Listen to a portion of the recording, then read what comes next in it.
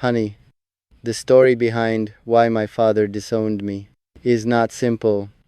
It is tangled with years of choices, of misunderstandings, of expectations unmet, and of paths he could not understand. I was always trying to honor him, to meet his standards, to live a life he could approve of. But somewhere along the way, I began to follow my own heart and my own vision, even when it frightened him. He could not see the quiet devotion I carried, the care, the honesty, the patience, the love I offered without demand. All he saw was a choice different from what he had imagined, a life that did not fit neatly into his plans.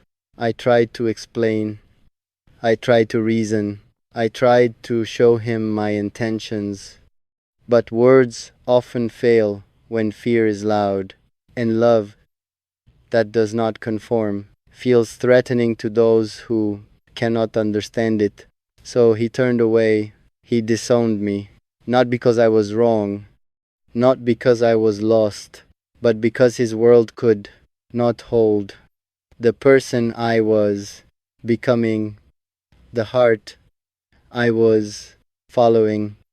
It hurt deeply to feel a father's distance, to feel a hand withdrawn, to feel love conditional, based on approval and conformity. But even in that pain, I learned a quiet truth that love cannot be forced, even by blood, even by years of shared history, even by expectations placed at birth. I learned that the heart must sometimes walk alone before it can find the love it truly deserves, before it can honor others without losing itself, before it can stand steady even when rejection arrives. And now, looking back, I see that his disowning was not the end of me. It was a test of my heart, a lesson in patience, a challenge to trust my own values, and to protect the love I carry, even when the world resists it.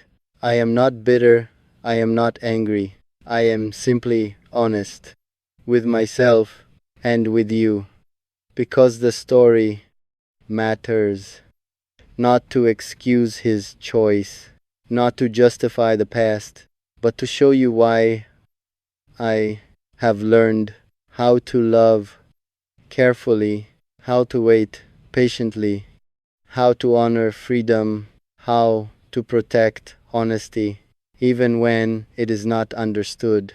And this is why I can tell you everything in my heart, without fear, without pretense, without expectation. Because I know, even if the world rejects it, even if the closest hearts turn away, the truth of love remains steady, remains mine, remains ready for those who choose it freely. Honey, after he turned away, after the rejection settled like a shadow, I felt a mix of sorrow and clarity. Sorrow for the bond lost, clarity for the path I must follow. I realized that living to please someone else, even a parent, even a father, could not replace the voice of my own heart, could not replace the honesty I owed myself, could not replace the love I carry for those who truly matter, and for life as I must live it. The pain was sharp at first, almost unbearable. I questioned myself. I doubted my choices. I wondered if love and respect were always conditional, if approval was always a gate to walk through only when I bent myself to fit someone else's expectations.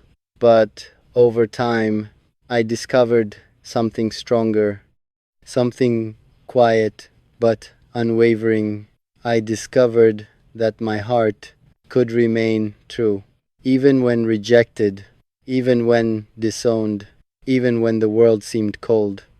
I learned that love is not always given back, not even by those closest to us, not even by blood, not even by history, and yet love can endure even when it feels invisible, even when it is not recognized. I began to see my father differently, not as a tyrant, not as a judge, but as someone trapped by his own expectations, someone who could not yet understand the depth of a heart willing to follow truth, someone whose fear outweighed his ability to accept a love that did not conform. And in that understanding, I found peace, not forgiveness forced, not reconciliation demanded, but a quiet peace that allowed me to continue carrying care, honesty, and respect without compromise, without fear, without bitterness. I realized that being disowned did not make me less. It did not erase my worth. It did not silence my ability to love. It only taught me to protect my heart, to honor truth, to wait patiently for those who would understand it freely. And so, I hold nothing against him, not resentment, not anger, only understanding, and a strengthened heart that knows now how to love deeply, how to wait patiently, how to offer care without claiming, how to reveal truth without fear. This is why I can speak to you openly, honestly, and fully, because I have learned that love is not ownership, that respect is essential, that patience is strength, and that the heart that endures rejection is the heart that can give freely without fear, without demand, and without losing itself. Honey, after I understood the lessons from my father's rejection, I began to see life in a new way, not with bitterness, not with fear, but with clarity and a patience I had never known before. I learned that hearts are fragile, but also resilient. T, hat, love can hurt and yet heal. That rejection does not diminish value. That distance does not erase truth. And that honesty is stronger than approval. I began to carry my feelings differently, no longer hiding them out of fear, no longer waiting for permission, no longer bending my soul to fit someone else's expectations. I learned to speak softly, but with courage, to act with care, but without hesitation, to love deeply, but without demanding reciprocation, to reveal truth, but without expectation. It was in this transformation that I discovered something vital. The heart that endures rejection and continues to care is the heart capable of the greatest love, because it has been tested and tempered and strengthened not by comfort but by challenge. I realized that being disowned did not define me. It clarified me. It showed me who I could be and who I would choose to love freely, fully, and responsibly. And now, when I think of you, I see a reflection of that understanding.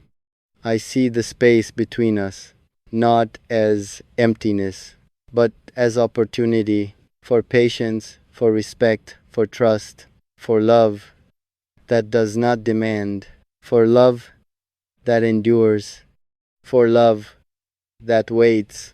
I can offer you my heart, not as a possession, not as a claim, not as a chain, but as a gift, steady, unwavering, patient, and entirely free. I can reveal my deepest truths because I have learned that love is strongest when it honors the other, when it allows freedom, when it grows quietly, even in the face of distance, even in the face of misunderstanding, even when recognition is absent. This is the love I carry for you, a love that is patient, a love that is kind, a love that does not boast, a love that does not demand, a love that can wait without fear, without losing itself. And I hope someday, when the timing is right, our hearts will meet fully, freely, willingly, without pressure, because both of us chose to arrive with clarity, with trust, and with understanding. Until that day, I remain steady, I remain patient, I remain honest, and I carry this love quietly, faithfully, and purely, like a river flowing steadily, like a lantern glowing softly in the night, like a truth that does not fade, even in absence, even in silence. Honey, after I learned to carry my heart patiently, after I learned that rejection does not define me, I began to understand what it truly means to love, not with possession, not with demand, not with fear, but with quiet devotion, patience, and understanding. I realized that love is strongest when it waits without rushing, when it respects boundaries, when it allows the other heart to remain whole, even while it beats deeply, quietly, and honestly. The lessons from my father's disowning taught me more than sorrow ever could. They taught me courage. They taught me restraint. They taught me the value of truth, even when it risks misunderstanding, even when it risks distance, even when it carries no promise of return. And now, when I think of you, I carry that same understanding, that same patience, that same quiet courage. I speak to you honestly, because I have learned that a heart that fears nothing in truth is capable of the deepest love. I do not ask for your reply. I do not ask for your promise. I do not ask for anything. I only offer my heart, Saint, Adi, patient, unwavering, like a lantern glowing in the darkness, like a river flowing steadily toward the sea, like love that exists without demand. Even if the world pulls us apart, even if time stretches long, even if circumstances seem impossible, my care remains constant. My honesty remains true. My devotion remains free. And my respect for you remains unshakable. I have learned that love is not about possession. It is not about control. It is not about forcing outcomes.